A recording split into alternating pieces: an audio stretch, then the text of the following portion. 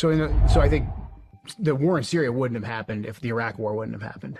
So the Iraq War was driven obviously by the neoconservative movement here in America, military-industrial complex, but a big part of that was also the Israeli lobby. Benjamin Netanyahu at the time, who had just gotten done being the Israeli prime minister, I think he was still in government, he was like the finance minister, he came and he aggressively lobbied and testified in the House and in the Senate that Saddam was developing weapons of mass destruction. So he helped launder that narrative that Saddam was developing weapons of mass destruction in conjunction with the military-industrial complex and neoconservatives to say that we had to go in and we had to take away the nuclear weapons.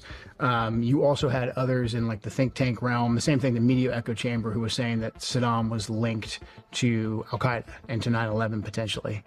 So they laundered those talking points as well. Now, Benjamin Netanyahu and the Likud party really wanted us to go in and take out Saddam so that they could have basically a launching pad for operations into Iraq and then also into Syria. They wanted us to do the heavy lifting so that they could eventually get their goal of taking out Assad, who was supporting Hezbollah and Hamas, and then also taking out Iran. So that's why they supported the war in Iraq.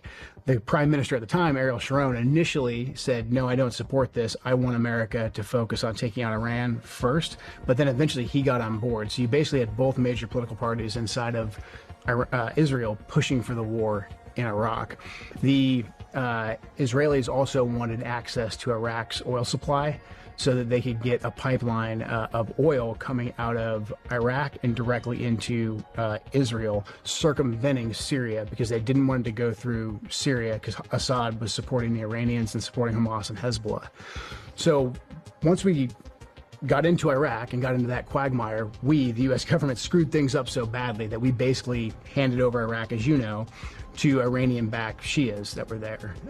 So by the time we were done in Iraq, Iran pretty much controlled Iraq through their proxies, helped them circumvent sanctions, made Iran even stronger. So then you had the Shia crescent. You basically had a unification of Tehran, Baghdad, and Damascus, forming that crescent, that land bridge of Iranian supplies going right into Israel's backyard. So the Israelis at the end of the Iraq war were like, no, this is not going to work at all. We have to break this up. We have to go to war in Syria. We have to take down Assad. There's some energy from the people. I think it was somewhat organic.